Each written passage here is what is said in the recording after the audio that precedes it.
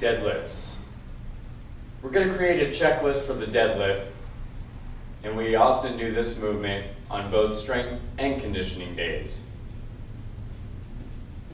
Starting at the bottom of the deadlift, we're going to place our feet into a pulling stance with the heels directly under the hips. We're still going to let our toes go out from that position slightly.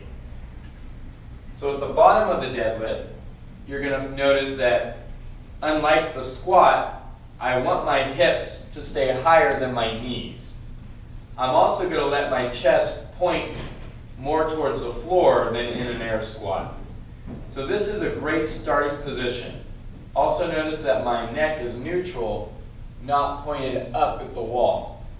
So by looking down about 3 feet in front of you on the floor, you keep a really good neutral position. So if I put this stick on my back, I have everything in contact: my head, my shoulders, and my hips.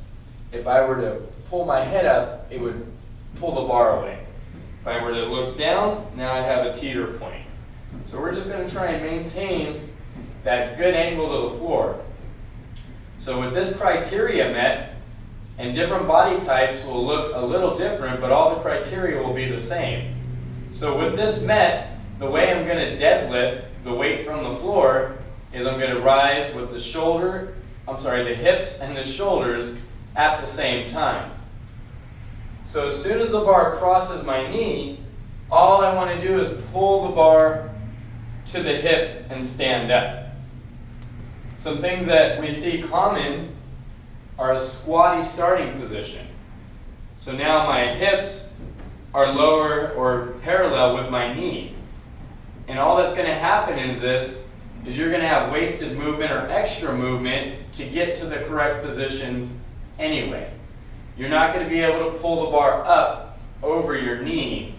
And in fact, good deadlifts, proper deadlifts, will be when the bar travels straight up and down.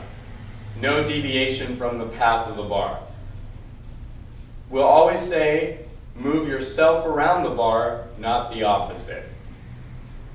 So again, meeting the criteria of hips higher than knees, chest over the object. You'll notice my shoulders are over the bar and not behind it. That would put me into a squatty position.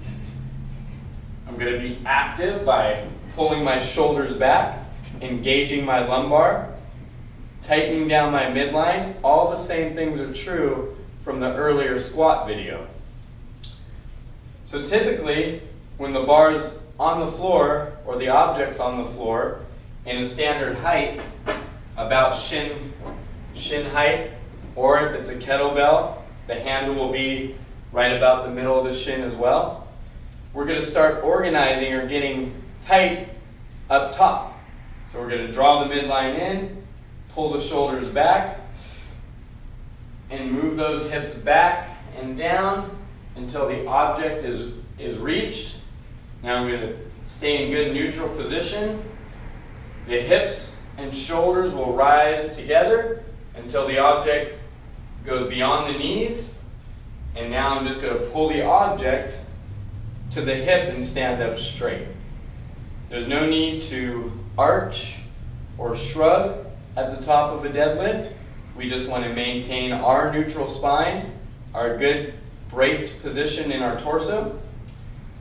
And the other small detail, I'm sending the weight back down to the floor, whether it's a kettlebell or a barbell, is engaging your tri-lat tuck.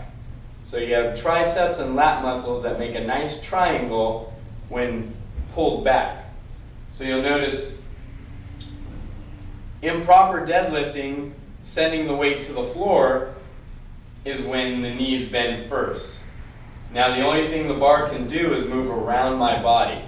So just a couple things to think about while you're trying to correct your own movement.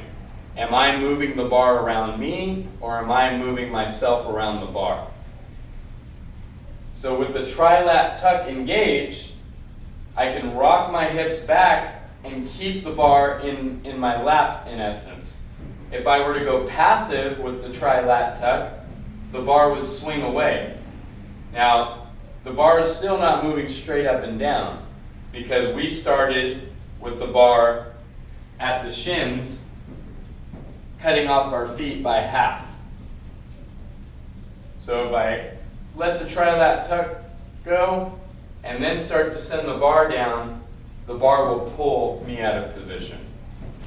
So a lot to think about. Just remember, you want a nice flat back with a neutral spine. You want your hips higher than your knees, and you want your hips and shoulders to rise together. Also, you want to be very close to the object. You want your center of mass as close to the object's center of mass as possible. Typically with a barbell, it means cutting your feet off by half. If you were to look straight down, you would see the bar is in the center point of the foot. Or if it's a kettlebell or dumbbell, you would stand directly over the object and be able to pick it up by sending the hips back. A lot to think about, but engage this video, come in ready to learn, practice like it's heavy, and you'll be fine.